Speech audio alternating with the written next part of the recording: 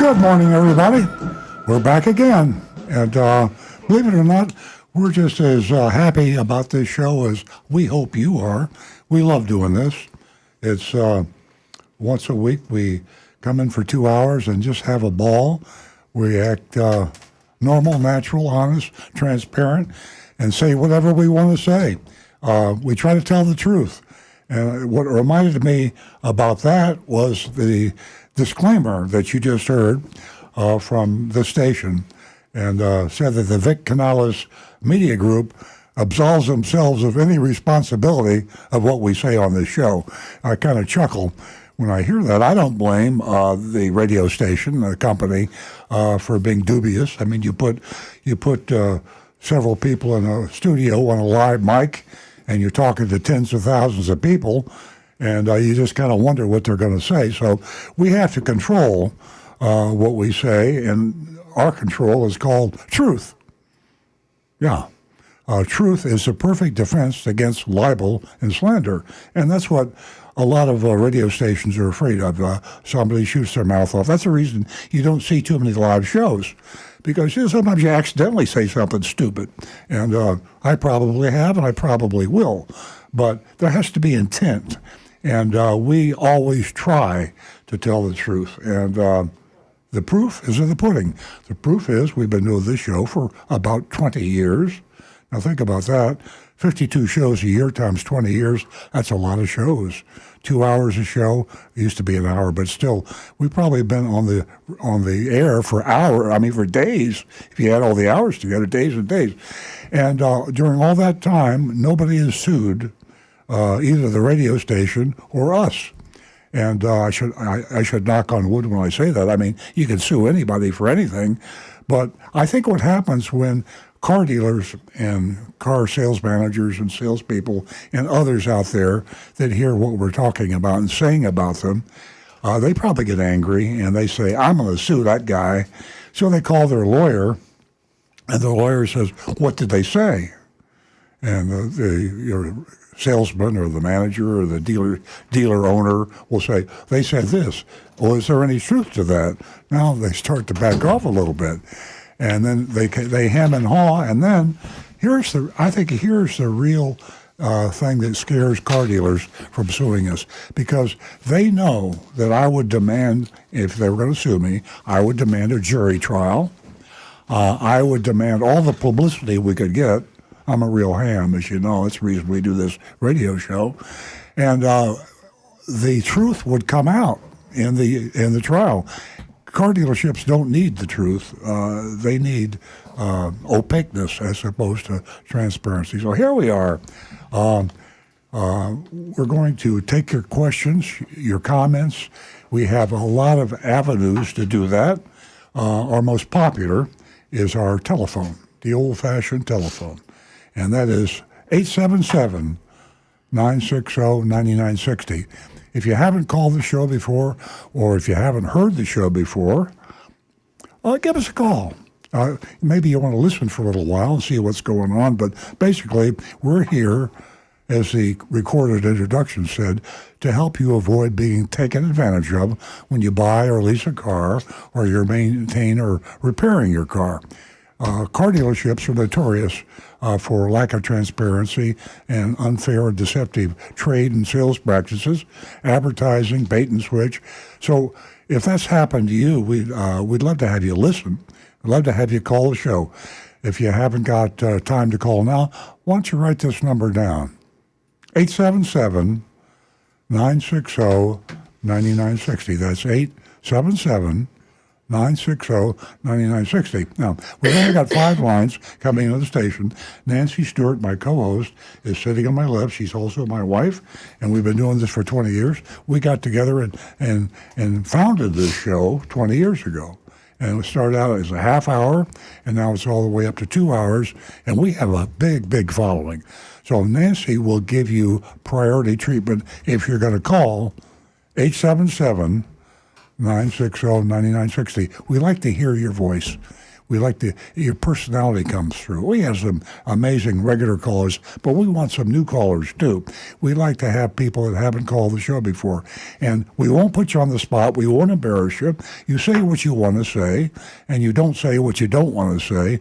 And we'd love to hear your personal experiences about buying or leasing cars, maintaining or repairing cars. If you have a car dealership you'd like to recommend, this isn't all negativity on this show.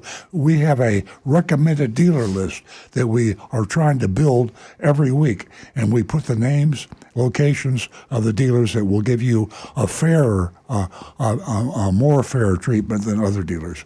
So, recommend a dealer. Hey, if you had a great service experience or sales experience, call the show at 877-960-9960. Of course, vice versa. If you had a terrible experience, let's hear about that too.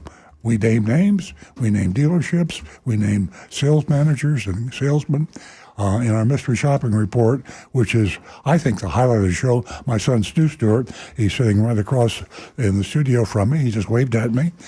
He's our cyber master guy. He manages our undercover agent Lightning, and dispatches her to various locations around the country. She's back in Florida, by the way. She's been in Pennsylvania, and she's been in Tennessee, and she's been Michigan, I think. She's been all over the place. But she's back in Florida. And we have a slam-bang doozy of a mystery shopping report locally, right here in Palm Beach County. Right down the road here. Yeah, just right, very close, within a few minutes of the studio. So, Stu's in charge of that. And he's also more on top of the day-by-day happenings at the dealership, which is... we have a dealership in full transparency. We are car dealers. This is a consumer advocacy show. This is not an infomercial.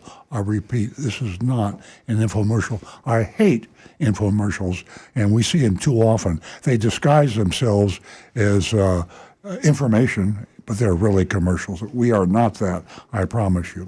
But we do have a Toyota dealership. I feel like I need to tell you that because I think it's an asset. It's a benefit. Having been there and done that, I've been a car dealer since 1968.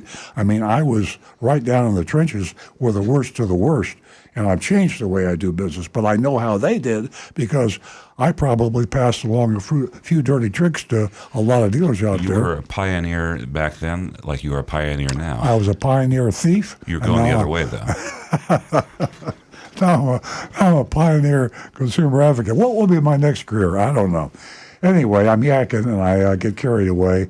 If you call the show, Nancy Stewart will make me stop talking, make Rick or Stu, whoever's talking, stop and get to your telephone call, 877-960-9960. Now, Nancy's going to tell you about a super special offer for you ladies out there that have not called the show before. We know you're listening, but we want you to call, and she has got a doozy of an offer for you, and she's going to tell you about it right now. Absolutely. Thank you. Good morning, everyone. Before I get to that, I have a special announcement to make this morning. You know, Earl and I do an international sunrise every single morning, and if you don't know, you should tune in, and it's a whole lot of fun.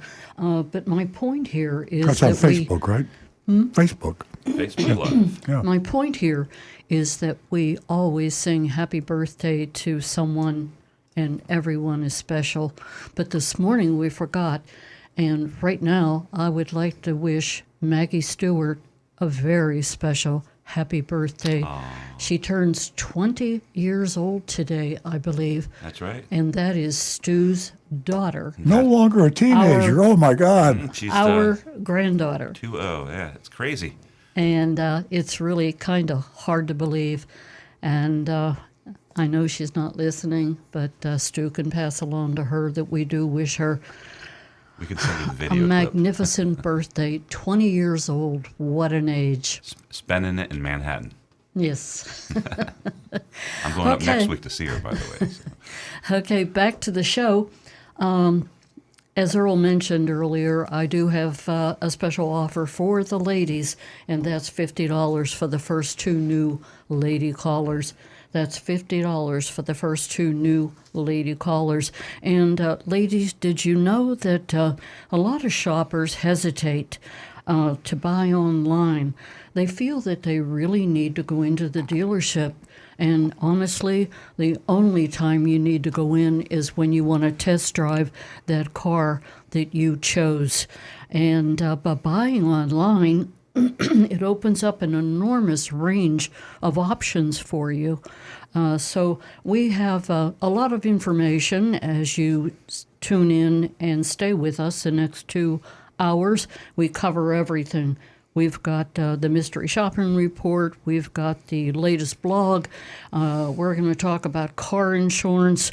There's just a lot of interesting things that'll pique your interest. So stay with us, 877-960-9960, or you can text us at 772-497-6530.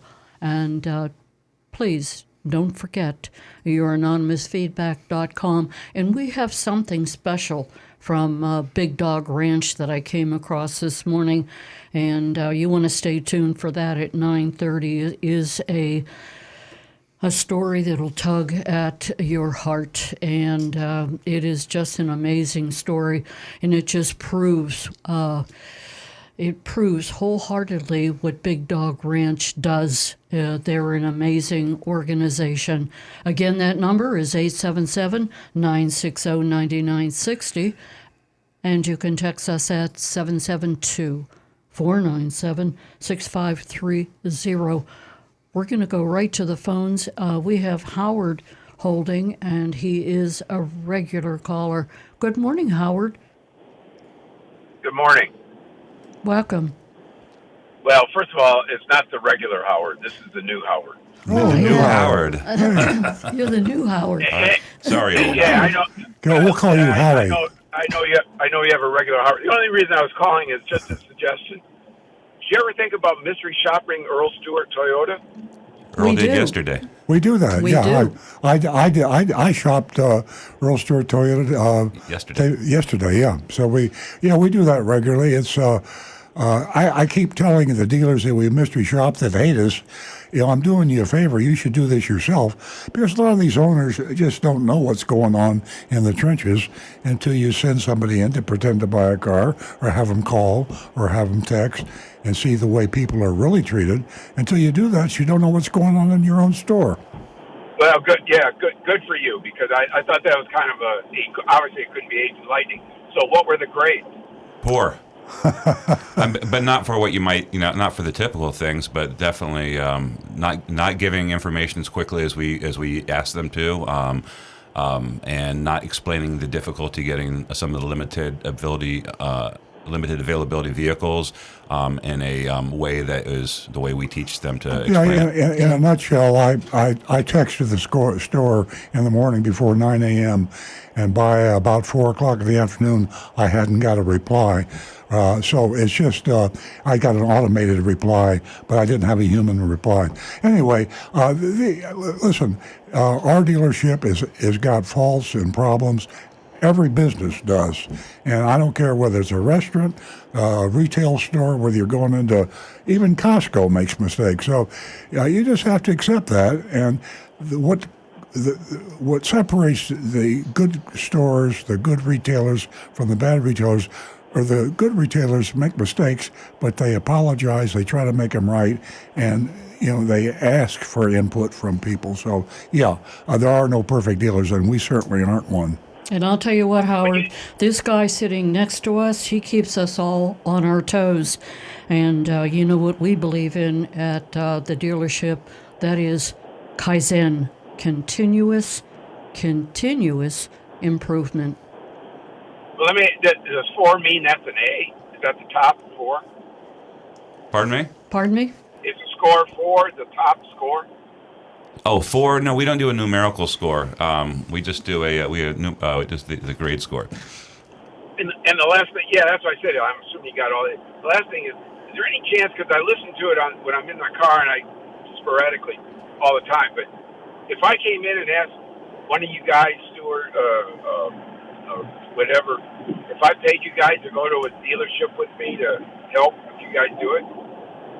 I'll be honest with you, we can't. We'd be spread too thin. We have 20 or 30,000 people listening.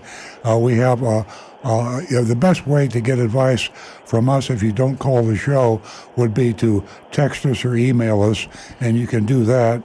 And we be honest with you, we sometimes fall behind on that too. But we help. We call people and text them and email them as best we can. But we're getting pretty big, and that's the reason we have the blog. I would recommend this.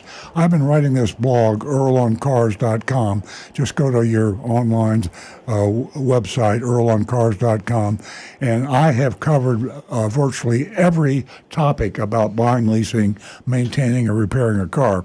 We have a nice search engine on that, so if you're going to lease a car, or if you're going to finance, or you're worried about trading in a car, if you're worried about any specific thing about buying, leasing, maintaining, or repairing a car, put it in the search engine, and you'll probably find a half dozen or more blog articles that will address your question.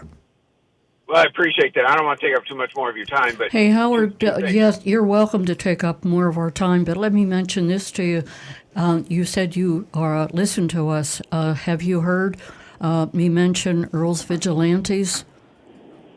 No. No? Well, you can go to Earl on Cars and you can join Earl's Vigilantes. And it's just a matter of helping others that are going to purchase a car. And getting help.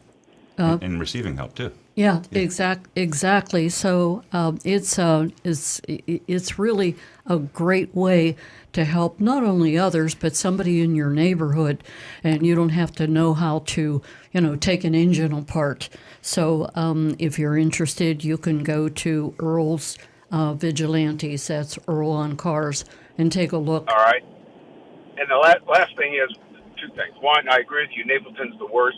I bought a 2013 hardtop convertible. The service is terrible, but that's beside the point. I have a 72 Datsun 240Z and an 87 Mercedes. And nobody wants to work on old cars anymore. Not the Datsun, but the Mercedes. I'll call you separately. As I said, I don't want to take up the time, but unless you know anybody that likes to still work on old cars. I don't know, Rick. Rick's got a little talent for that sometimes. No. He doesn't like Datsuns. We have a guy at the shop named Javad. Yeah. Who loves German cars. Yeah. Loves BMWs. But me, I speak Toyota. I've had the same mechanic for 35, 40 years, loyal, honest, but he's retiring, and nobody, it's tough to get parts. Anyway, thank you very much, guys. You do Thanks, a great Howard. service, and I appreciate it. Thank you. Awesome. Thanks. The new Howard. New Howard. The new Thanks. Howard. Okay, we are going to go to Jersey Mike, who is a regular caller. Good morning, Mike. Hi there. Great show again, as usual. I really, really appreciate it. And I have a friend of mine who's listening, not here, but he's traveling now. And he has a BMW, and believe it or not, it was bought here in South Florida, and I advised him against doing that. And he didn't buy from the BMW dealer. He bought it from somebody who sells sports cars, okay? Uh-huh. In any case, he put $6,800 or more dollars into that over the period of the last, I'd say, 4 months, and You're he's kidding only me. probably driven it for about a week to 2 weeks at tops during all that time, and it's still sitting at that location. Are there any state regulations that I maybe could quote to tell him to go investigate, because he's actually being taken very much advantage of? And right now, the car, the hood is open, even when it rained, with all the parts laying right there on the side, on the parking lot. That's crazy. It's an independent used car dealer? Yes. That sold it to Yeah, him? they're right down there by the airport.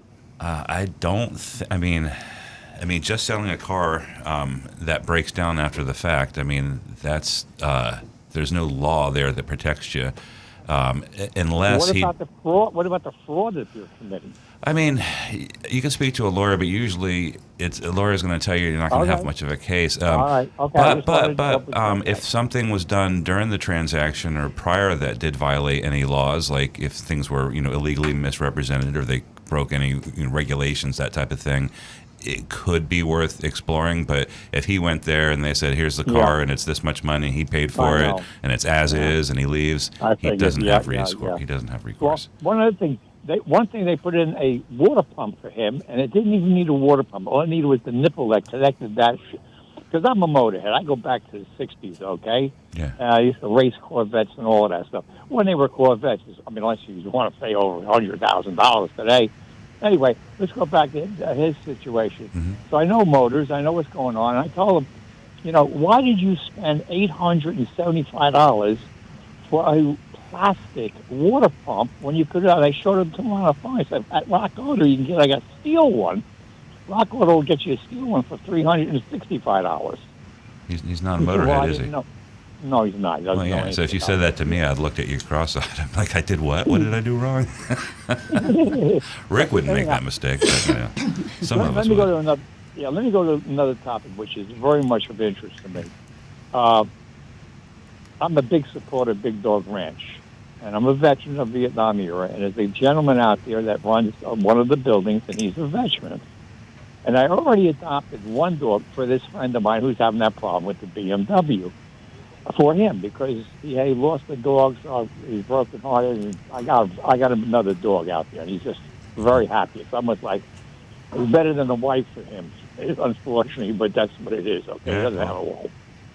And I just want to know, what is she going to talk about at 9:30? And the reason why I'm going to ask that is because the last time she talked about something, I ran out there.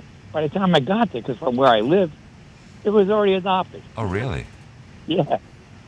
You didn't give him a deposit? No. Somebody else picked. Yeah. What happened? Did you call them ahead of time or any chance? And say I just got in the car. Probably just bad luck. Nonchalantly, and I ended up out there like 1 o'clock or 2 o'clock in the afternoon, and it was already gone. Oh, was it a That's all puppy?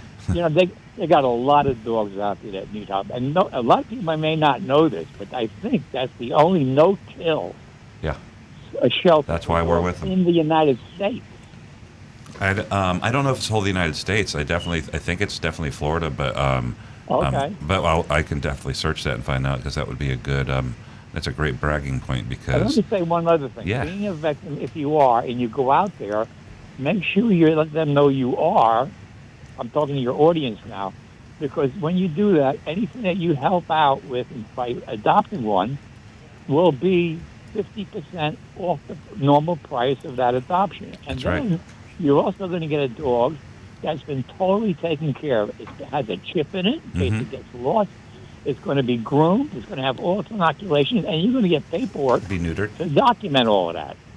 You'll get an entire pack with all the entire the veterinarian history and everything. They are and they got incredible. a lot of dogs out there. Yeah. A lot of dogs. A whole lot. So And anyway. there's even more right now, Mike, due to the fact that Lori just brought in a bunch of dogs from Texas and a few other places. Oh, And I really? have a story Wow. coming up at 9:30 that you'll be interested in. Mike, it's always a pleasure talking to you. I am backed up with phone calls. Let me just say one thing quick. I had a 69 Corvette that I knew. I'm a motorhead, so I really worked. It did 0 to 60 in 4.0 seconds, so it moved. Why do these people buy $130,000 or $140,000 Corvette today, brand new, and it's not standard shift? There's no fun there, I don't think. Because it looks like a spaceship. I I don't know. I mean, yeah. There's very You're few right. standard, very few handshakers left. It doesn't make any sense. It's not Listen, fun. I appreciate your show. You do a great job. Keep it up. Oh, I know one last question. Yeah. I've been hearing a lot of advertising on this station for Kia up in Orlando. Is that worthwhile going up there to see what they got going on? I I don't think know. we shopped at Kia Orlando, so I can't say. You don't know. That's Okay, a long well, I'll way go up there to go to buy. and I'll There's so give you many a Kia report. dealers. Right. You know, they have a disclaimer on the show saying they don't necessarily espouse the views of the shows. We can't necessarily espouse the advertisements on the station. Oh, I see. Okay. All right. We'll Gotcha. have to All look right. into that, Mike. This is Yeah, I serious appreciate right now. I just lost 2 of my new female callers. Oh, geez. We got to go. Oh, Mike. Yeah. Thank you so much. Thanks, Mike. We'll talk to you next week. Good morning. Feels like afternoon. Yikes. Bob from Lake Park. Welcome. Good morning, everyone. How you doing today? Doing good. Good. I think New Howie, if he wants somebody to go shopping with him at the dealership, he should get Marty to do that. Marty's would probably take up a little too much time. That New Howie, I don't think he wants to stay there for 12 hours. That's Marty's technique. I think is to wait him out. It's always a good idea to have someone with you, even if you're savvy and you know how to buy and negotiate and all that. It's always good to have another pair of eyes, another pair of ears. A lot of data is going back and forth, and somebody with you can maybe take notes or remember something. And if you ever get into a lawsuit, if you ever get into he said, she said, 2 against 1, so you're outnumbered when you go in by yourself. Bring a friend, even if the friend isn't going to give you advice. Having 2 of you there psychologically gives you a little edge in buying a car.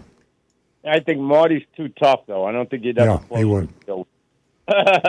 Yeah, he's a good guy.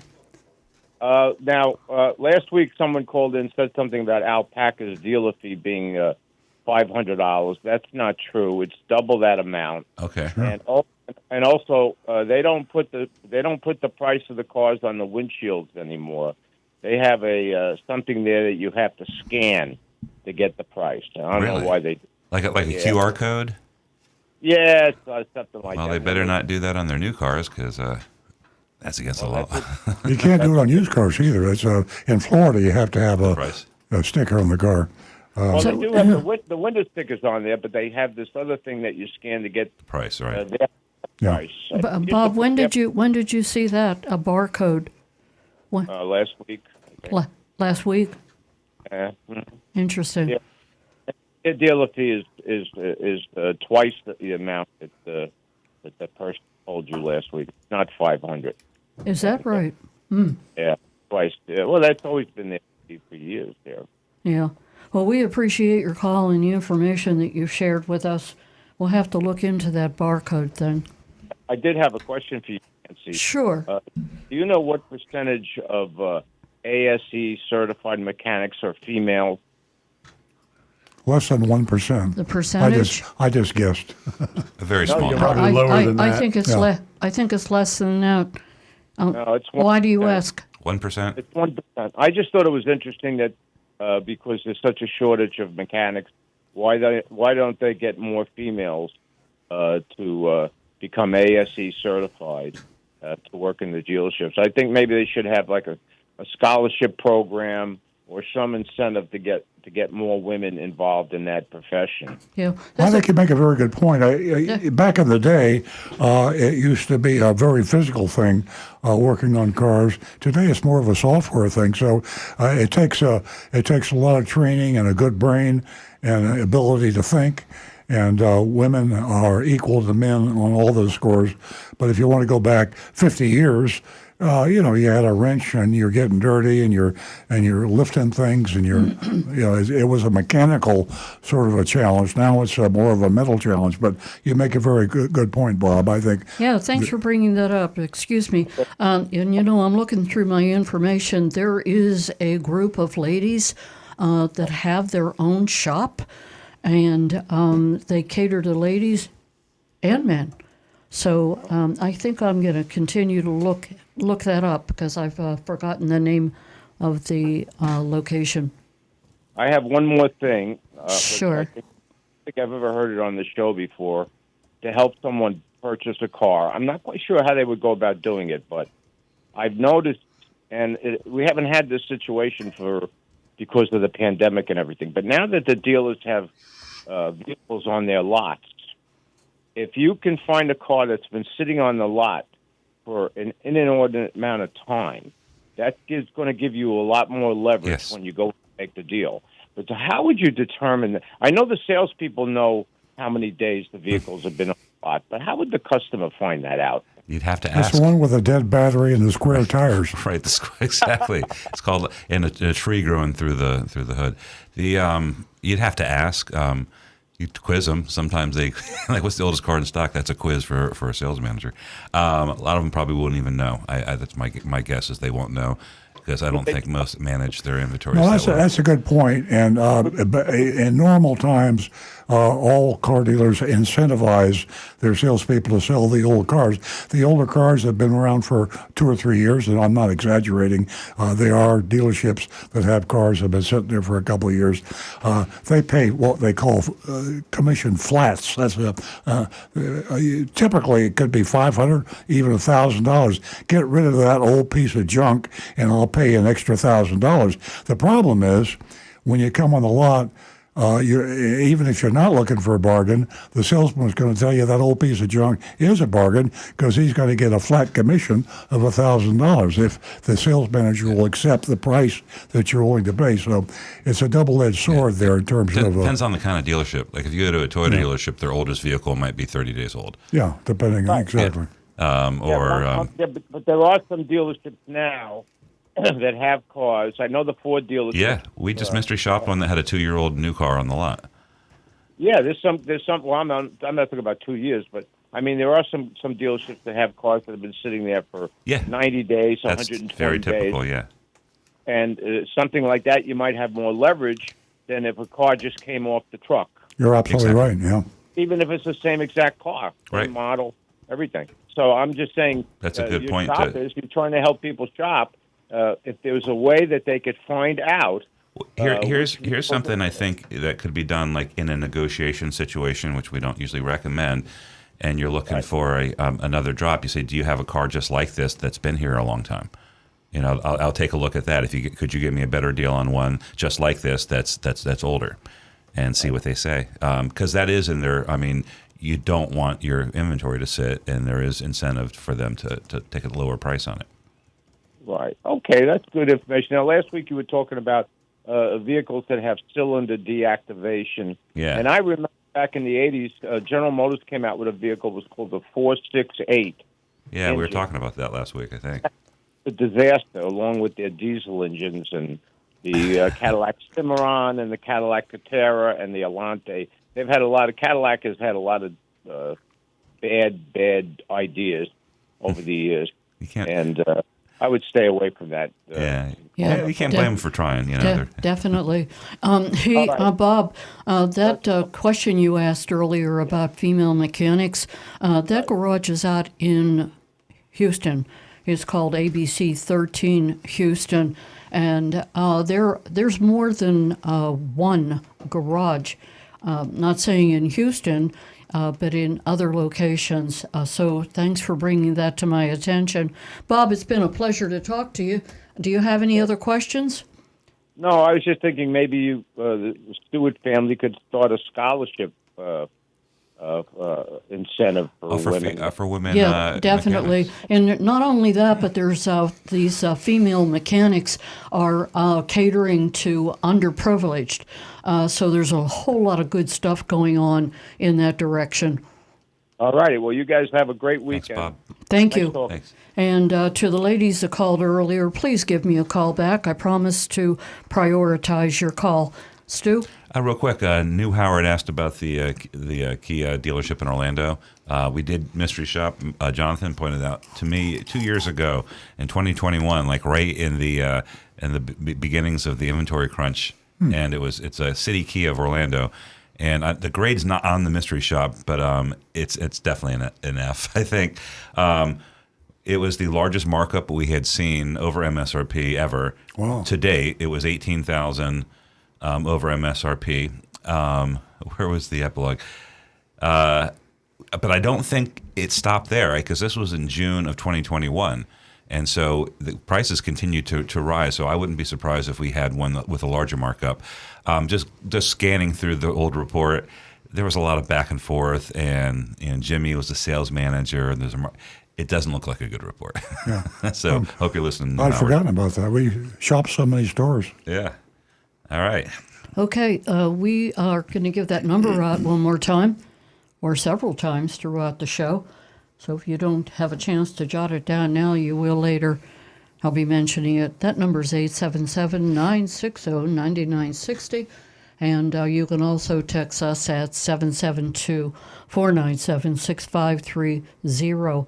And don't forget your anonymous feedback. We are going to go to Jean in Jupiter, and she has called before. Good morning, Jean. Hi, good morning. I have a question for Rick, and good morning to you all. I really learn a lot, and I really appreciate your help. Thank you. Yeah, I've had Prius since 2013, and, you mentioned Prius to people, or hybrids, they glaze over. They just can't, I don't know, it's like you're talking from outer space. My question is, though, I know there's an engine and a motor and a battery. I understand about pretty much the engine and the battery, but how does the motor fit in with those two other things? Well, there's actually two motors, and basically they replace the transmission of the vehicle. The electric motors drive the wheels, and they reverse into generators when you're coasting. So basically, they also act as a starter motor to start the engine. So they've got the biggest job of the whole thing. Basically, when you start the car, you put it in ready mode. The electric motors are what powers the car. They drive it down the road using power from the battery. And when the battery starts getting a little bit low and it needs to be recharged, the gasoline engine will start up, and the one motor then becomes a generator, and it produces electricity to recharge that battery. Then when you're driving along and you let off the gas and you're coasting, the other motor will also become as a generator, and it will recharge the battery. And you remember when we had hurricane season and everybody had their generators running, and you'd plug something in and you hear the generator go roar and really run down? Yeah. Mm-hmm. Well, that's called electromotive force. It's dragging. So by using that regenerative power, letting that generator create electricity, it actually slows the car down without ever using the brakes. So the great thing is your brakes last a lot longer on the car as well. Right. I've heard that. Wow, that's amazing. I didn't know the motors, or two motors, did all that. It's neat. Computer controls everything, and it's this neat system of charging and discharging, and it just works together very harmoniously. A lot more fun car to drive. It's if you haven't tried a hybrid or an EV, it's a lot of fun. Yeah, amazing vehicle. Plus, if you get a version that's all-wheel drive, they simply add another motor in the back that has two axles going out to the back wheels, and you get all-wheel drive with electric power. Mm-hmm. Wow. Well, I really do enjoy it. I love the CVT transmission, too. You get in other cars and you hear this and you're like, what's going on? Yeah. Okay, well, thanks. That really helps. I didn't know the motor was that integral part of it. It's pretty complex, yeah. Yeah, it's pretty interesting. Jean, thanks for calling, and spread the word. Let the ladies know that we do have a show here and that they are an important part of that show. I agree. Okay, thank you. Thank you. Have a great weekend. We are going to go to Kevin, and Kevin is calling us from Buffalo, New York. I hope that Kevin is right here because it's pretty cold in New York. Mm-hmm. Good morning, Kevin. Oh, it's never cold in Buffalo here. It's always sunny, warm. Especially when I listen to the Earl Stewart team. Like San Diego, huh? Yeah, exactly. Well, my family was just in San Diego, and it had high wind warnings, and it was below 60 degrees, so it wasn't. Oh yeah, climate change. Anyways. I have a Lexus GX460, which is obviously made by Toyota. Is there a tool that I could buy to relearn the tire pressure sensors when I rotate the tires? That's for just a homeowner and not a mechanic. You shouldn't need to, because when you're rotating the tires, the sensors will automatically still be read by the car. And if you're talking about the one where it shows you the location of the tires on the car, that will adjust itself as you drive the car. It may take up to like 30 miles of driving time, but the computer will realize, oh, okay, those tires have moved from the front axle to the back axle. But it will adjust itself. Even for the spare tire? For the very few cars that have a sensor in the spare, it'll realize that that one is back there. Great. Most cars don't have a sensor in the spare because most of the spare tires are those compact spares that run at 60 psi, and they just don't. They never bothered putting a sensor in them.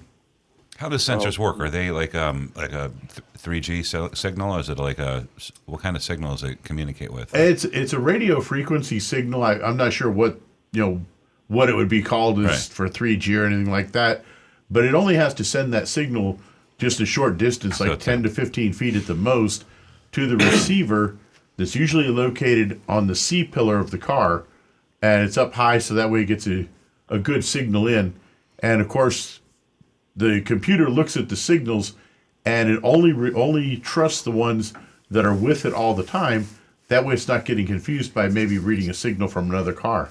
That's cool. Hey, I'm sorry for interrupting, but I'm fascinated. Are there any other systems in the car that use wireless communication within the car besides the tire pressure sensors? Well, you've got Wi-Fi, you've got cell signal. Besides the infotainment, I mean, something like does a component in the engine communicate with somewhere else in the car wirelessly? Not wirelessly, no. Okay, that's pretty cool. The sensors kind of have to because... Thank you, Kevin. We're having a conversation among ourselves here, but we haven't forgot you're on the phone. Oh, I didn't forget either. It's very helpful to me, too, your conversation. Yeah. It's all intelligent conversation. I like it. Yeah. All right. Do you have any other questions? I do have a full-size spare tire, so it'll sense it by itself then, okay? Yeah. Thank you, team. Wirelessly. Thank you, Kevin. Thanks, Kevin. Give us a call again. Bye-bye. Let's go to Stephen. He's been holding from Stewart. Good morning, Stephen. Hello. Hello. Hi. Welcome. I just want to add something for you, the listeners here. Mullinax Ford, this only pertains to people who live in Florida. Mullinax Ford on North Lake Boulevard in Palm Beach Gardens has no dealer fee. That's right, 0. And we've tested it. It's true. Yeah. They were a pioneer, by the way, Stephen. They people think we're the first dealer that doesn't have a dealer fee, no junk fees, but Mullinax pioneered that years before we went over. So I salute him and his family. It's a family-operated group of dealerships, and I think at that time I heard about it. He was had a store in Fort Lauderdale. That's where I first heard about no junk fees. I copied him basically many years ago. Yeah. Well, thank you for doing that, Earl. Also, anybody who's interested in buying a Hyundai can go up to Central Florida Hyundai in Claremont, Florida, which is right in the Orlando area. They have no dealer fees and no baloney when it comes to additional fees of any kind. So you're going to pay MSRP or you're going to get a discount, one or the other. So that's Hyundai in Claremont. What's the name of the dealership?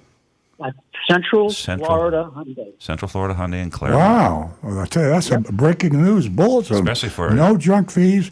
What about dealer-installed accessories? Is there anything that they add to the car, like stripes or nitrogen in the tires or anything like that is not factory installed?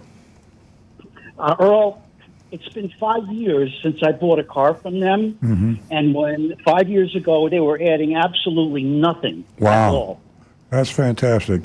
Central Florida Hyundai? Central Florida Hyundai in Claremont, Florida. Florida Hyundai in Claremont, Florida. Yeah. Now, the pandemic and the subsequent supply chain things did a lot of weird things to some dealers. So we might have to go up there and see if they maintain their ethics. Yeah, we appreciate it. When people call in with good news like that, it's very exciting. I mean, we hear about bad dealers all the time, but the good dealers, like Central Florida Hyundai in Claremont, are a rarity. So thank you very much. And we'll verify that. We'll do a double check because, as you say, it's been 4 years or 5 years since you were there, but we'll verify that and get them on our recommended dealer list. Yeah. Yeah, Right, and also, Stephen, let me mention this. You sound like as if that you could be a volunteer for Earl's Vigilantes. You might want to consider it. And it's educating consumers when it comes to buying a car and servicing a car, anything at all. The people in your neighborhood or the surrounding area. So you can go to Earl on Cars and check out Earl's Vigilantes. And we'll give you a vigilante hat, too. Yeah, we'll give you a All right. hat. All right, I'm on board. Okay. I'm on their website, and they do advertise no dealer fees still and low upfront pricing. So that's a good sign so far. Yep, it is. Well, thank you, Stephen. You're welcome. You have a Bye-bye. great weekend. Bye. Okay, we are sorry about that. They need to make this place larger. Okay, we're going to go to Roadrunner Steve. Amy. Good Hi, morning, Steve. Steve. Welcome. How are you? He's got a weird connection. Steve, are you there? Yes, Roadrunner Steve here. All right. Okay, I was up at the Den of Thieves yesterday with my buddy, which is Green Acres Nissan. Okay? Uh-huh. So I'm walking around, so I seen a 2024 Nissan Sentra. Manufacturer's retail price, $28,000. I said, okay. So now I look for the crooked stuff. Okay? Market value, $4,999. That's the adjustment. That's the adjustment. Right? All right. Okay, now here we go. Protection package Oh, boy. for $1,999. Tint windows, car covers, paint, and door edge guards. So For not. from 28 grand, you add on another 7,000. That's 35 grand. Oh, yeah. Okay. Disgusting. So my thing is, let's say I go to an Italian restaurant. Hey, I want spaghetti and meatballs.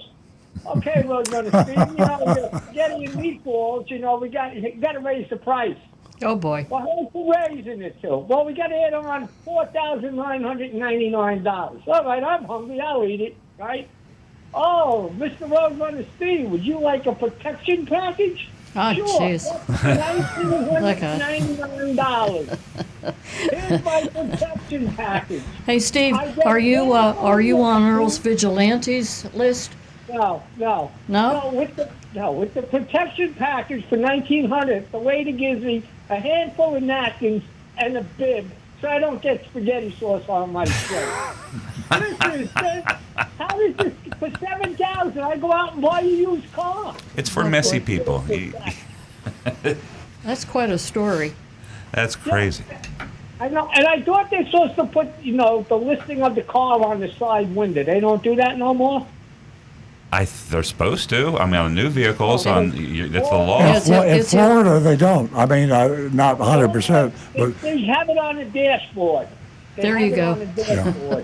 yeah, we mystery shop outside of Florida, and all the shops that we did outside of Florida, they have the window sticker where it's supposed to be. But for some reason, Florida thinks they're immune to the law, and they put them in the trunk, they put them in the back seat, they disappear entirely.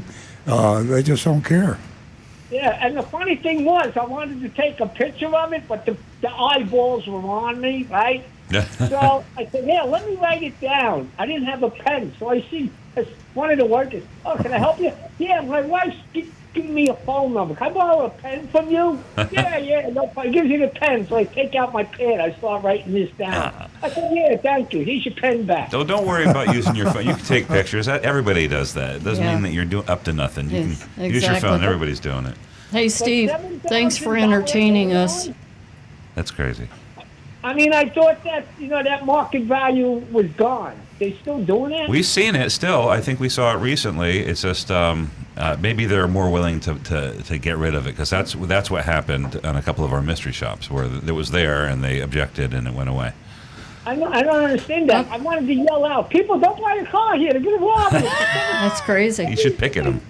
Hey, Steve, I got calls from all over the country lighting up my X screen. Oh, the funny thing was, every vehicle in there had the same market value, $5,000. So you went to an upgraded. Yeah, that should That tell doesn't you make something. sense. You go to a low Nissan, $5,000. Okay. That was always illogical. Have a great weekend, Steve. Bye, Steve. Thanks. Beep, beep. Thank you. We are going to go to Howard out in Jupiter. Is this the original Howard? This is OG Howard. That's the old Howard. We have Old a new Howard. Hey Howard, real quick. I don't know if you were listening. There is a new Howard, and I have some information for him real quick. He recommended the Central Florida Hyundai. I'm looking on their website on their disclaimers. Their disclaimers look like our disclaimers. It doesn't say anything. There's nothing hidden so far, so it looks like they're legit. We got a mystery shop them. That's the final test. Yeah. What's up, Howard? Yeah, are you talking to me? Yes. Talking to the old Howard. Okay, Yes. great. I'm the old Howard. Okay. Yes. Two things I have to say. My friend has a Genesis 2017, and I called up and I told him and said his radio stopped working. So he went to Napleton in North Palm Beach, and they wanted $600 just to check it. Then he went to another Napleton in Why? County. Why? I thought he's your friend. Yes, Do you yes. guys ever talk about the show or anything? No, no, I told him about you. All right. And then he went to Napleton in Martin County, and they wanted $300 just to check it. So it's half the price. God, boy. There you go. Your friend's a masochist. Hey, he's a glutton for punishment. If you really like Napleton, you should go to Martin County, Napleton. It's cheaper. So guess how we fixed it, Rick? Guess how we fixed? He fixed it in 5 minutes. Can you? He Rick, can you banged tell me how on he the fixed hood with his hand. Now, what do you have going on? it? The amplifier was not working, and he had no radio signal. And he was able to open the hood and fix it in 5 minutes. or 3 Disconnect the minutes. battery, wait a minute, and plug it back in. You got it. That's what he did. He started the radio started working. Okay. Can you explain, Reboot. Rick? Can you Reboot explain- works for everything. That's what we do. He plugged it and unplugged it and plugged it back in. Can you explain why that happened? Yeah, please explain this. The electronic circuitry inside, the programming got caught in a loop, and so it went into a shutdown mode, and you shut off all the power, it rebooted the system, and everything was good again. That's why it works on everything. Yeah, Yep. well, I wish it worked on humans. You just unplug a human, replug him in, he's good to go. I think they do that. Yeah. Yeah. Okay. Another question. Rick, what's the advantage and disadvantage of steel wheels? They dent more. It must be an Used to- advantage. It used to be the big advantage to them was that if you accidentally hit a curb and you bent it a little bit, a good mechanic could actually straighten the wheel back a little ways, and they were easier to balance, and they would hold the balance a little better. But anymore, there's no real advantage, and the alloy wheels just look so much better. The quality on those alloy aftermarket or even factory wheels, they look better. The quality's just fine. A lighter. There's no real reason to have steel wheels anymore. Okay. And another question. Hubcaps. Whatever happened to hubcaps? I saw they a go on car steel wheels. 2017. No, you're right. Yeah. So the steel wheels are gone. 2017 There goes the Camry. hubcaps. Well, and With the if you hubcaps, most of them are plastic, using a metal ring in there as a spring to try to hold them in place. Those plastic tabs, as they come on and off every time you rotate the tires, they start to break. So the hubcaps wind up making noise. They fall off. They're if you look to get just one from the factory to replace one that fell off, they're very expensive. So most people, I tell them, hey, just go to Walmart and get a set for $40 and put on there. And even then, it's like, again, alloy wheels just look better and they hold up better. Yeah, but the wall not all cars of different makes have hubcaps. I think Toyota's the only one. Is that correct? Oh, any car company that that has steel wheels offers hubcaps. Okay, I got it. So steel wheels are still made by different automobile companies. Oh yeah, every company still puts steel wheels on some of their cars. Okay, the LEs all come with steel wheels, correct? Toyota LE. I'm not sure. I don't think that's accurate, but I do know the lower trim levels are the ones where you're going to get steel I wheels. probably got to get steel wheels on my Tesla because I'm hitting curbs all the time. That'd be easier. You can just bang them back instead of replacing the wheels. I got one curb leaving where I live. When I come out of my community, I hit it about once a week. It's That's why I drive. You have to I heard they're learn. going to name that Earl's Curb. Yeah, Earl's Curb, yeah. Okay, thank you very much for the information. And You're welcome, have a nice Howard. day. Thank you, Have a old great Go to Howard. the festival. Go to the Turtle Fest. They have a festival there. Oh, is that this weekend? Outside. It's only today. Only today. Not tomorrow. Okay, get out there. Only today. Turtle Fest. Okay. Thanks, Howard. Thanks, Howard. Okay, folks, if you didn't jot that number down, it is 877-960-9960, or you can text us at 772-497-6530. You know, we haven't given out our YouTube yet. And that's the reason Rick is loafing over here, because that's his channel. And you can stream us at youtube.com/Earl on Cars. In fact, our most informed, educated, really cool Best looking followers, best looking, are on YouTube, and they're all Rick's followers. youtube.com/Earl on Cars. Rick will monitor that station, look at your postings, and when we get one, he'll read it. So please go to youtube.com/Earl on Cars. That's Well, great. we've actually been having an interesting little conversation on here. Steve Is that Miggs. with Donovan? Donovan he's here today, yeah. But Steve Miggs came in and he was asking, with modern cars all having video screens and that, what's going to happen when those video screens start breaking and they're no longer available? And believe it or not, that's something that you've heard of built-in obsolescence that we have in a lot of our products nowadays. Yes. Imagine that when a car has a video screen that is the proper size for it, and they quit making that particular version, 10 years down the road, when the factory is no longer required by law to be able to produce those parts for that car for replacement, if that screen breaks, you're going to have a hard time finding some company that's going to come in to be able to step in and repair that screen.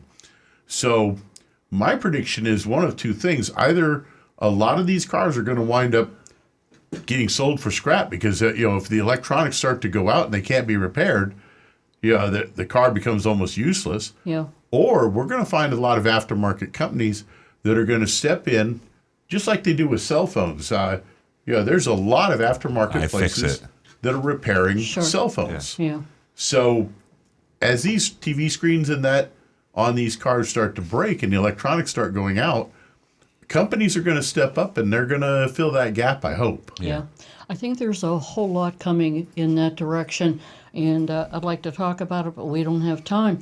So I am going to thank John from Palm City, my friend and caller, for holding. Good morning, John. I hope you're still there. John? Yes, I'm here. Thanks for hanging on. Okay, no problem. Sorry for the wait. I got a question for Rick. Okay. On a car battery, new ones, especially an oddball size, did he ever put one in the car that's brand new and it's defective, like it's an oddball and it's been sitting in a distributed shelf for a long time and it doesn't take a charge? Did you ever run across that?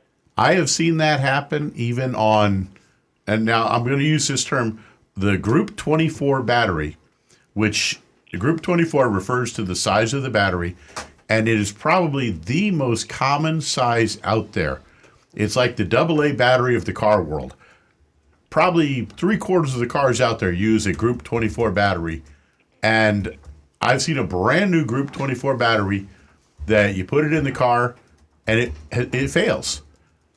There's no product that human beings make that works perfectly every single time, every single one of them. We're human. All these products are made by humans, so occasionally one of them has an issue, and they can fail.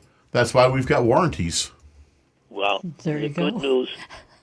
The good news is there's only two major battery companies in the United States, very big. One is Clarios, which is the former Johnson Control Company.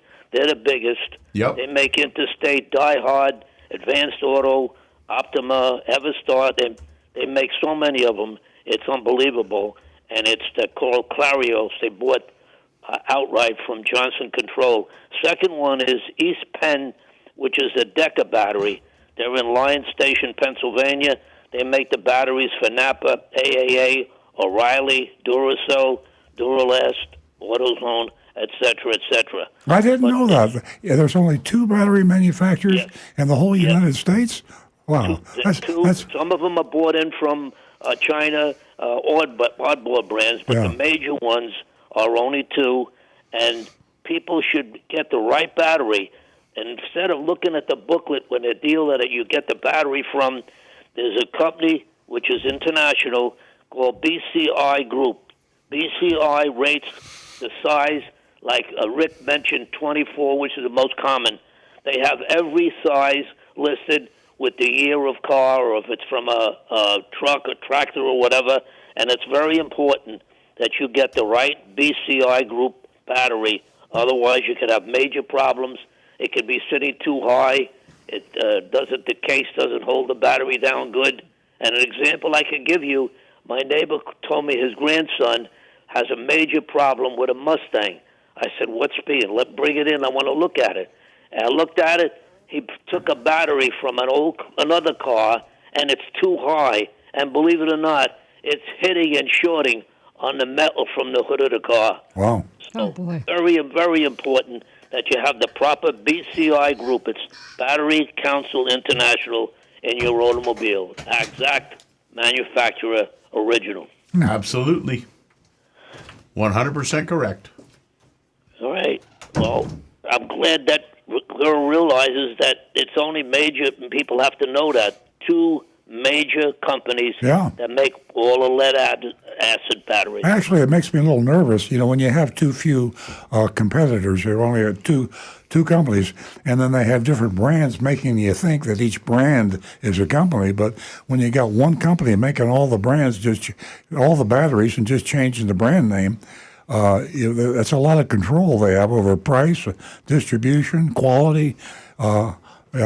I prefer more. I like it when you've got 4 or 5 companies competing. When you only have 1 or 2, that's a kind of a scary proposition. That's called monopoly. Yeah, monopoly. Yeah.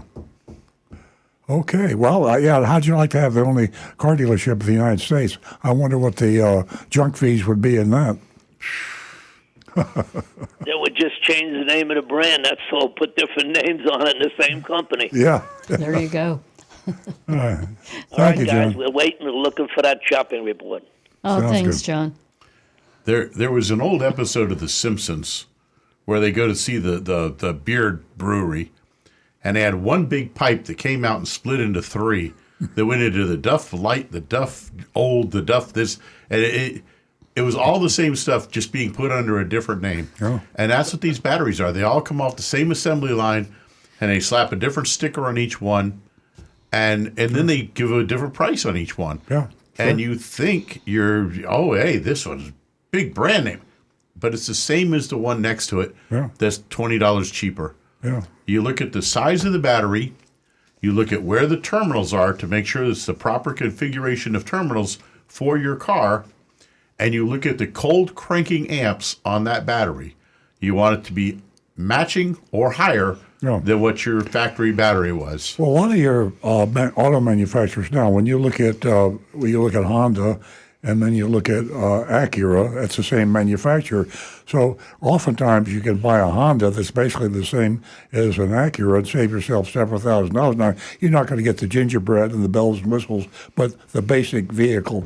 The same thing is true with General Motors, with Cadillac and Chevrolet. Same is true with Infiniti and Nissan, Toyota and Lexus. We always recommend on the show, if you have the luxury model, if you're driving a Lexus, take it to a Toyota dealer. You're driving an Accord, take it to a Honda dealer. You're driving a Cadillac, take it to a Chevrolet dealer. They're General Motors dealers. They can fix Cadillacs and Chevrolets. Save yourself a ton of money because the luxury guy pays twice as much as the guy that bought the Chevrolet. Okay. Great information. Hey, folks, you want to hear about car insurance? I'll spare you the misery here of the whole article that appeared in the Palm Beach Post. I'll just give you some rates, so hope everybody is sitting down. Florida comes in at $3,945. Number one? Number one. Jeez. New York, number 2, $3,840. Louisiana, number 3, $3,618. And if you're ready to move, I suggest that you go to Vermont, where the insurance, they come in at number 1, Vermont. Listen to this, $1,353. What's the difference? And then, What if you want causes to the head out to difference? Idaho, you can. Yeah, it's ridiculous, isn't Yeah, I was it? saying it's so just there doesn't seem to be like a region. It's like all over the place. You got south, it's expensive. North, this, Yeah. everything. From sublime to the ridiculous. Idaho, they come in. Did I say Idaho? $1,421. No, I didn't mention Idaho. And third, Maine, $1,507. I think I get it. The most beautiful states have the lowest car insurance. Yeah, and The ones with lower populations, too. Florida's a So beautiful if you state. think your No food bill people. is high, take a look at car insurance. And if you haven't taken a look at your policy, I would recommend you do so, because there's always room to negotiate. I guarantee you, if you've had that same policy with the same company for 4 years and you call, you will get a significant discount just from shopping around. Yeah, absolutely. And I'll tell you what, if you look into these new policies, there's so many ways to cut costs. So many. We don't even have time for me to mention how many different ways. So take Earl's advice. 877-960-9960, or you can text us at 772-497-6530. I think it's time to go to the guys. Rick, what do you have for us? Well, on the subject of batteries, Donovan says very few companies globally make lead-acid batteries anymore, which is a standard car battery. And 80% of each new battery is made from recycled old lead-acid batteries. A good thing for our environment. More brands need to start to move to lithium 12-volt batteries, and we would solve a lot of the battery problems we have today. So many brands have made the batteries so small and are pulling so much more current than ever before, and people wonder why the batteries only last 2 years if you're lucky, which that's very true. And believe it or not, you would think that cold weather states would be harder on the battery, but it's actually not true. The colder the state, the batteries seem to actually last longer. They have to struggle a little more to get your car started in that very cold temperature. But you get down here in Florida with our heat and humidity. So are you talking about not just car batteries, a 12-volt car battery, but electric vehicle batteries? Are they also last longer in cold states? I think that might turn out to be true, but that one, we're going to have to wait and see to get more evidence on it. With lithium? Because, of course, they are lithium. They're not a lead-acid type battery. Yeah. That'd be interesting, though. I mean, because basically the performance is shut down, and basically it kind of just freezes. It doesn't really, it can't store. You don't have a much lower range, so you're not really utilizing the battery. So it's probably getting less, wear. I mean, I know it's not wear, it's not mechanical wear, But it's a chemical wear. Yeah. Earl and I were talking this morning about the electric vehicle, and there is no way to detect the length of the battery. There's nothing on paper that says, "Hey, listen, the battery is going to wear out such and such." So if you're buying a and you've used got electric 5 more vehicle, years. There's nothing. Right. You have no real information to go on, just kind of like averages. As a matter of fact, Donovan just came back again. He says, an EV battery doesn't matter where it is for its overall life because it's temperature controlled by the car. Okay. The car can heat or cool the battery as needed to keep it at its optimal temperature. Donovan, I love you. Donovan guy's is- awesome. He's A damn amazing. genius. He really is. I really would like to meet him one day. When I think We of got YouTube, Google, I think of we got Donovan. AI, and we got Donovan. Yep. We'll fly him in for your birthday. Sounds good. But why were all the Teslas and all these EVs during that super cold snap running out and this big disaster up there? What was going on there? Well, and there again, it's that super cold it was temperature. beyond the normal cold. Yeah, like the and range, that was right, that was an odd occurrence. Yeah, when you're which- 45 degrees below zero, I don't think the heater's But going the article that Nancy's talking about is one of the reasons why there's chaos in the used vehicle EV market. Think about it. EV batteries can go for $20,000. So you go and buy a 3 or 4 year old EV. You don't know. Right. You don't know how the owner of that car. When did he charge? For example, my Tesla says don't charge it beyond 80% for maximum life. If you charge it 100% every time you charge it, you're going to decrease the life of the battery. So someone buying my car 4 years from now, they don't know whether I abided by the 80% or not. They might not know where the car was. It could have been in Minneapolis. It could have been anywhere. Yeah.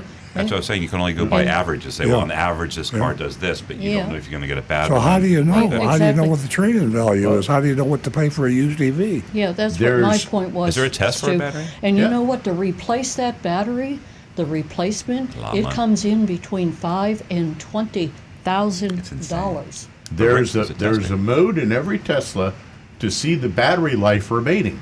It's in the service menu, and you can run a test that will give you the battery percentage life left. Who was that? That's Donovan. Oh, no. Come on, Earl. Who do you think had that one right there for us? Donovan, They would call you, the metal yellow. I'm gonna leave this seat. Donovan, you take over this seat.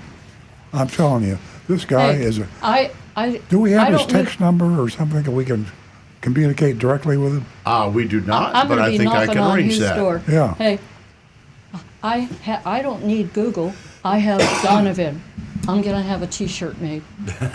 Where's Donovan from? People will buy that T-shirt. Well, I can't wait to find Right out. here. It's local. I find out how much battery Look life at I got left on my Donovan. He's Tesla. standing right We're all behind going to you. be at your door. Well, I know from his posts that he travels quite a bit. I know he's involved in automotive, I think purchasing and selling a lot of But does he cars. travel in our direction? But I'm also pretty certain because he knows Palm Beach County quite well, especially West Palm. So I'm quite certain that he is a local. Oh, really? It'd be interesting to talk to. Hey guys, we got to go back to the phones. I just lost a call, but Frank has a whole lot of patience, and he stayed right on. And before we go to Frank, ladies, I want to remind you $50 for the first two new lady callers. Time is tick-tock, tick-tock. It's ticking away. So give me a call. $50 for the first two new lady callers. Frank, what's up? Hey, good morning. I'm driving, so I don't have a chance. I wanted to send you a cartoon that was hilarious. Well, we won't stay on long. I don't No, want it'd be quick. I don't No, want no, you to. it's okay. I don't Actually- want you to wreck your car. No, actually, I'm in line at Costco right now to get gas, so that'll be. I'm not going to be moving for a while. But quick, back to the batteries about saving life. I just noticed something myself on my cell phone. It says if you don't charge it past 85%, you're going to extend the battery life much longer. There's So, a setting on your that phone was where you can go to smart charging where it'll do that. It'll just tap it. Same thing as the Tesla. It tops off at 80%. Yeah. My computer Yeah, does the same thing. So when I plug my phone in overnight, I'm overcharging it. Go in your settings go to battery, and then there's a smart battery savings thing. You turn it on, and it will. I think it comes defaulted to on, so you might. But it shows a full charge, but it's not really a full charge. Yeah. Oh, okay. I think I've got that on. Well, yeah, actually, mine will show 85%, which is fine. I don't talk that much. Anyway. I know that's probably surprising you. For every Saturday morning, I don't talk much. But anyway, and about the cold for the batteries, I think that's also an interesting fact too, because I know a lot of people keep their batteries in the refrigerator to extend their life. So there's a lot of interesting facts you brought up. But here's real quick for your dog fanciers. The other day I was in a park, and there's a tree there with a bunch of sticks laying around the tree, and it said dog library.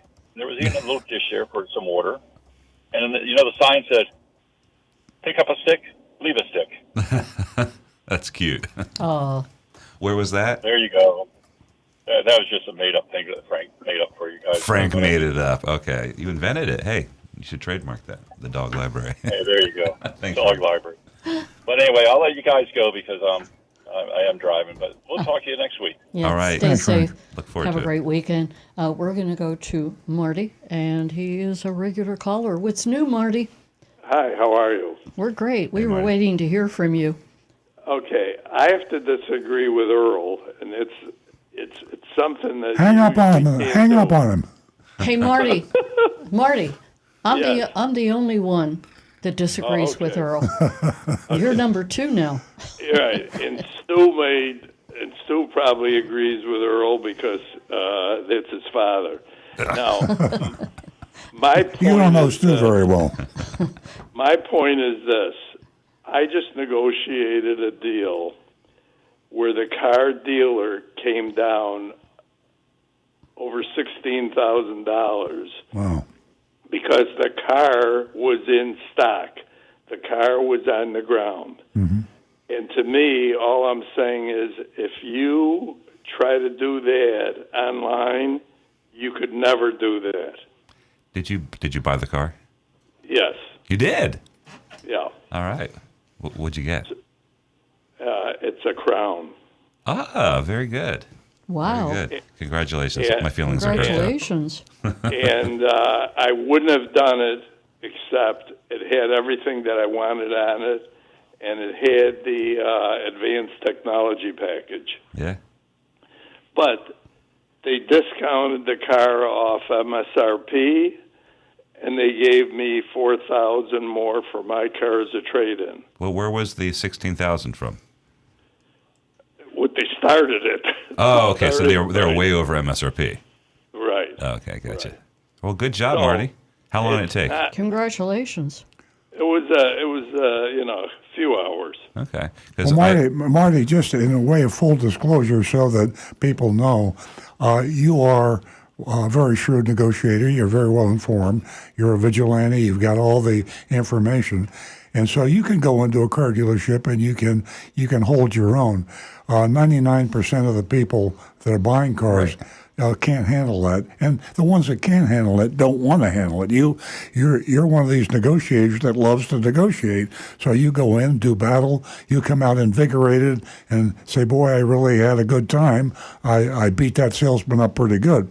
But the average person just wants to go in and get in, buy a car, and get out and go home, and not feel like they got taken advantage of. So, if you're a Marty type negotiator, you can go head to head with a lot of these dealerships. Just go in there and spend the day or a couple of days, and if you're really good, you'll get a good price. Yeah. Well, I think if the car obviously was not on the lot, yeah, I wouldn't have. They It'd be a wouldn't have different been able situation. to do it. Yeah. But when it's If there, I- that's when they talk. They say it's time to talk turkey, and you guys, Right. Yeah. and that's what you did. It's just you have to have the fortitude to do that, and Marty, you Well, do. I've been doing it for a while. Yeah. But Yeah. Newer generations have no experience doing this, so like it was way more common. Every family, you had the dad probably did the negotiating and all that, and it was common, and the kids witnessed it. The kids today, and when I say kids, 40-year-olds, 30-year-olds, they didn't grow up with that. And it's not always just a wanting to. It's you have to have the. Or not, it's just being able, having the skill. It's wanting to. Nancy and I, she's a negotiator in the family. I don't like to negotiate. I just don't.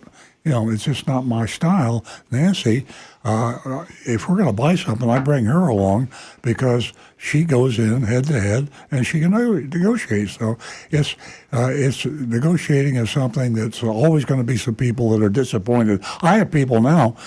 Here we are at our dealership. We put our lowest price on every car, and sometimes people take offense at it. What do you mean you won't cut the price? And I have my standard retort is, listen, we give you the same price that we'd give the President of the United States or the King of England. I don't care whether you're an important person or a person just fresh out of school or a person that doesn't speak English.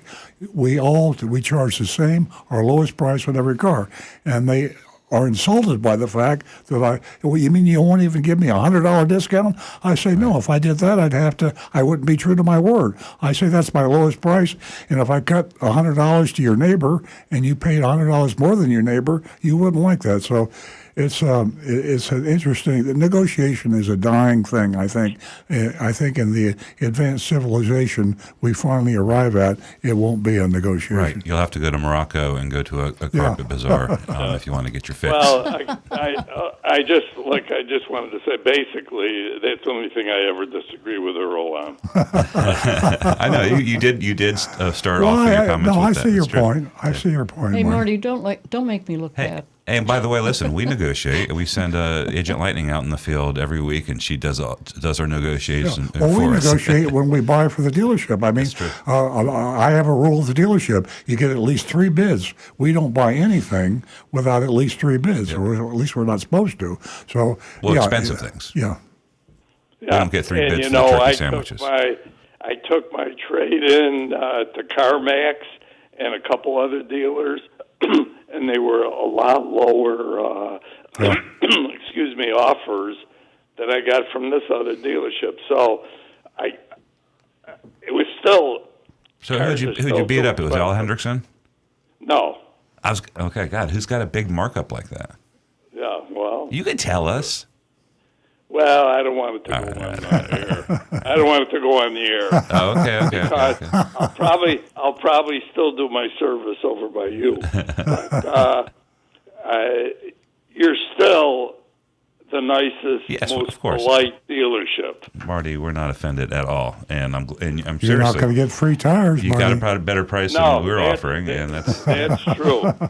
It's true, and I'll tell you, these tires are big.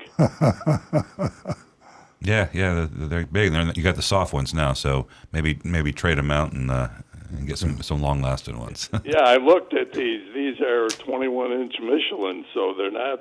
I'm sure they're not cheap. Oh boy. Wow.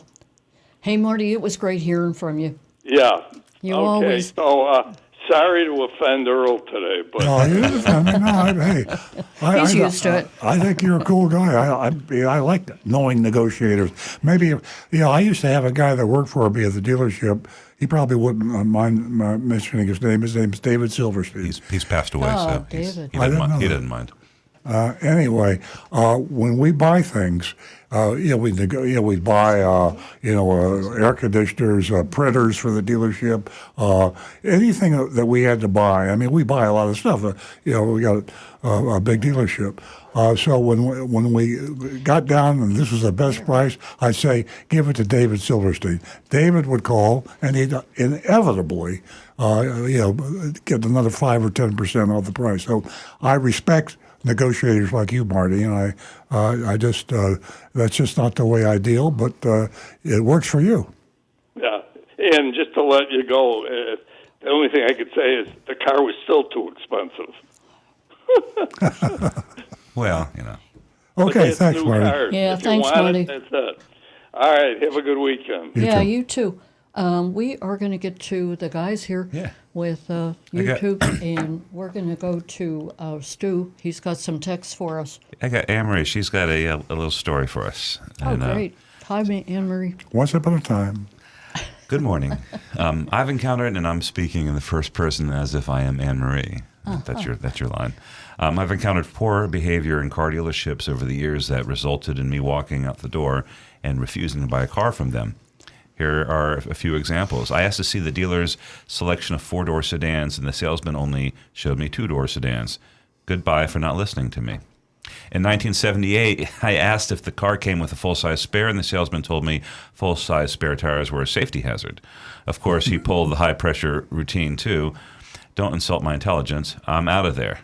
The most annoying incident was when I had a contract to buy a new 1978 Plymouth Horizon, which was Motor Trend's Car of the Year, and we agreed that I would have the check from my credit union in hand, and I would pick up the car at noon on Wednesday during my lunch hour. I showed up at the dealership at the appointed time. My salesperson was nowhere to be found, neither was the manager or anyone else. The receptionist couldn't find anyone either. I waited a half hour hoping someone would see me, but no one could be bothered to take the check and give me the keys to the new Plymouth Horizon. So I went back to work. I had been torn between the Plymouth and a Volkswagen Rabbit, and I had to firm out the door prices for both cars. That invisible Plymouth salesman gave me my answer. I went to my credit union, gave them back the check, and had them make a check for the Volkswagen dealer. I called the VW dealer and said I'd come by after work to pick the Rabbit up. It was ready when I got there. They got my money, and I got the car. Wow. The Plymouth salesman called my home that evening, threatening to sue me for not buying the Horizon. I told him that neither he nor his manager could be found when I came to pick up the car at the agreed-upon time, and that's why they lost the sale. He became even more argumentative, so I handed him the phone over to my father, who told the salesman off in no uncertain terms. So my question this week is, what is the most outrageous behavior that your mystery shopper has ever encountered?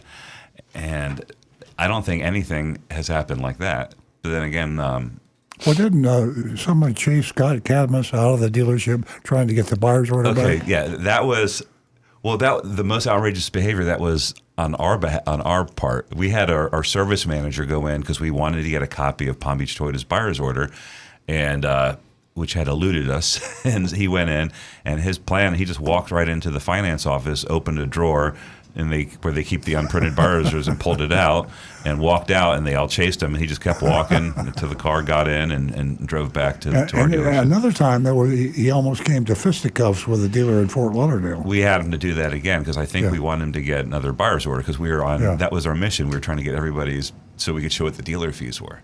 And same thing here. Somebody encountered him, and it almost got to violence. How exciting! Yeah, I mean, it's so funny, Anne Marie, because I think I am jaded because a lot of the things that we're reading over week after week, we just, we say we grade on a curve, and it's not shocking to us anymore.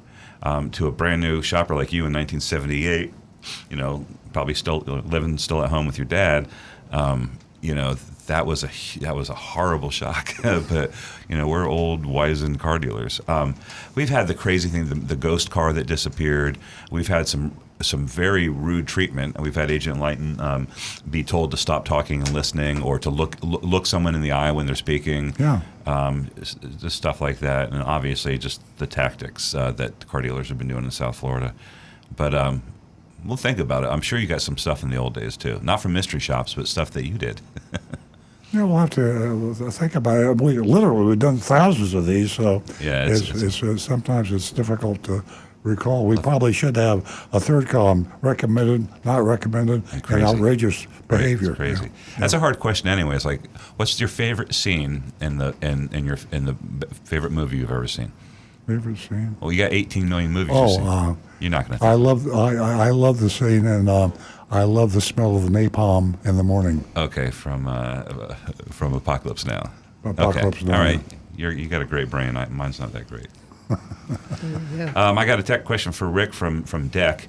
He got 2 jugs of Super Tech Extended Life.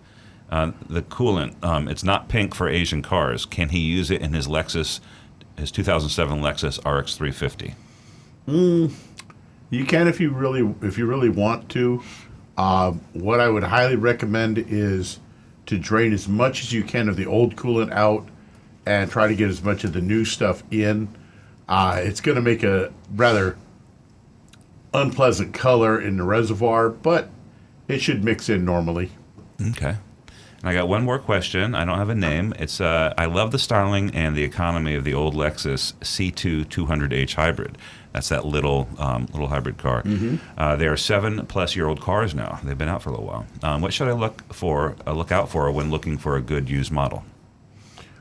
The first thing I'd be cautious with, I would get it to a Toyota dealer or a Lexus dealer and have them hook up a scan tool and scan the hybrid system to see if any codes pop up or anything looks out of phase with the data list for the hybrid system.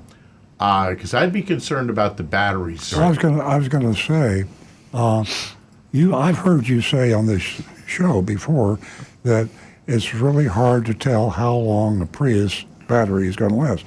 And so we talked about batteries not being able to tell how long EV batteries, but even a hybrid battery. So you also said that you would actually taken and revitalized all the cells in a Prius battery, but nobody else would go through all that time and trouble to do something like that. Well, But that actually was a first-gen Prius, so Yeah. the technology has Completely. leaps and bounds Yeah, yeah. over those first ones of the first days of them. But still, all batteries are going to have a lifespan. That's a fact of life. But I would just have it checked. Make sure they're very careful to check that system over, and just look the car over carefully for any signs of damage. Are you aware if the Lexus hybrid battery is the same? It's a 10-year, 150,000. I think that's the warranty on all the Toyota hybrid across the board, including for Lexus. Lexus as well. So I would advise the texter. You're going to get a better price on the older ones. Like you said, the oldest ones came out in 2017, and you'll get a better price, but you're also going to have less life on the battery. The battery warranty does follow the vehicle, so if it does have failure within that 150,000 miles in 10 years, then you can get it replaced under warranty. Right. But you get too old, you don't want to run into that. Yeah. But even so, if you do wind up having to replace that battery, the prices on them have come way down. I would be very careful, though, of some of these outside shops that are doing these battery replacements. Check them over carefully and make sure that you get good reviews. And get a warranty because on the some battery. of them can be really shady. Yeah. And also, finally, look at Lexus dealerships and try and get a certified Lexus. You're probably going to get a better vehicle than if you got it from an independent seller. Excellent idea. Yeah. Okay, guys, are you finished? All finished chatting. Great. Okay. How do you like that? That's a Okay. doggy card. What's going on there? Hey, Big Dog Ranch, they sent us this, isn't this a beautiful card? They Oh. sent that to us and they said, we love you. Okay, that's my introduction to Dog of the Month that we have not, we've never done this before. And I came We'll across be back it. with videos next week, by the way, folks. Big Dog Ranch is short volunteers, and it takes a lot of time telling and you. effort to do Yeah. the video. So, but we will be back with videos. If you think about it, you might consider volunteering for Big Dog Ranch Rescue. They need volunteers real bad. Yeah. But this week, we're going to reenact the video with Rick playing the dog. And Yeah. let's go. Just kidding. At any rate, You're barking this all the is- time, man. I was on the Big Dog Ranch Rescue site, and this popped up, and it was the Dog of the Month, and her name is Daisy. Listen to her story. Meet Daisy, a 3-year-old female mixed breed. Daisy's story unfolds from the depths of cruelty, saved by an angel in Putnam County, Florida. 3 heartless figures sought to hang her, but intervention at the 11th hour spared her life. Now sheltered at Big Dog Ranch Rescue, Daisy grapples with shadows, her trust shattered by human cruelty. The leash, once a weapon, is a symbol of her trauma. She needs a patient hand. Whoops, I just lost her. A hand and gentle guide to rewrite the tragic narrative that stains her past. Can you be the chapter of hope in Daisy's heartbreaking tale? And she is just, I don't know, do you have that up on the screen? I'm getting a picture and sending it to Jonathan right now. I think Jonathan has it up, you have it up? Okay. up on the screen. And there she is. She's so cute. I have a hard time reading that paragraph there. Yeah, absolutely. And Jonathan, her breed and weight, do you know what that is? Her breed and weight? I'm going to try and find that I'm looking for it right now. Yeah. Yeah, I have this is just a copy, that I have. At any rate, you can go to bigdogranchrescue.org, and you can see Daisy and so many other dogs. I certainly hope that you don't find another tragic story like this one, but there are a lot of dogs there. And as Earl mentioned just a minute ago, Gosh, I'll tell you what, they really need volunteers badly. They really do. So if you have a few moments in your day, and you can go out there, it'd be wonderful. They're in Palm Beach County in Loxahatchee. It's just west of West Palm Beach. And if you haven't heard of Big Dog Ranch, they are the largest in the United States no-kill shelter. So go to BigDogRanchRescue.org. Looks like Daisy's a 5.5-year-old female cattle dog mix, and I just found her little bio page, and then I just lost it. But yeah, she's like a young, just beautiful dog. She just needs, like they said, a very patient, loving person to help her continue to gain trust. Yeah, this is just a heart-wrenching story, without a doubt. Okay, if you didn't get a chance to pick up the Florida Weekly, Earl's column appears in it, and it's a great column. Well, they're all great columns. It's hard to pick and choose, but the latest is when, how, who, complaining at a car dealership, and he goes through how to complain effectively. So you want to, if you can pick up the Florida Weekly, it appears in that, and also the Hometown News, and of course Earl on Cars. You can read it there. Okay, we have a mystery shopping report that we have to get to, and it too is worth sticking around for.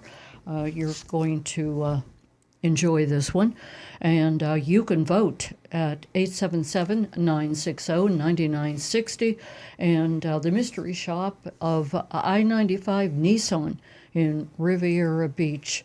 Well, you can't vote. We're not going to be calling in the votes, but they can. I'm sorry. They can text us or we can do it on YouTube. Yeah, you can text us.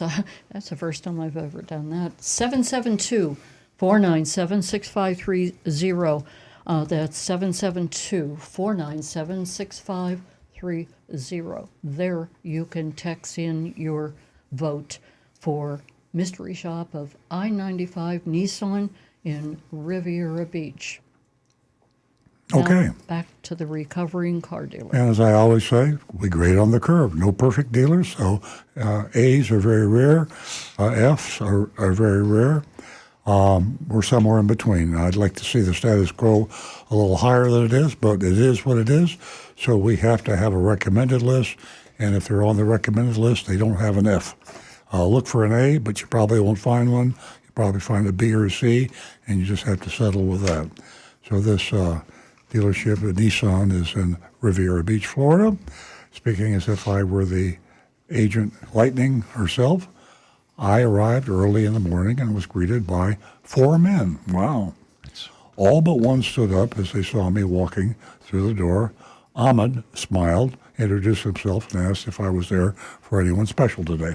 I said I don't have an appointment scheduled, but I'd like to know more about the car I saw online that shows special pricing. Okay, here we go. Online advertising. I told him about the new 2023 Nissan Rogue SV advertised on their website. It had an MSRP of $34,420 and a huge $6,833 discount.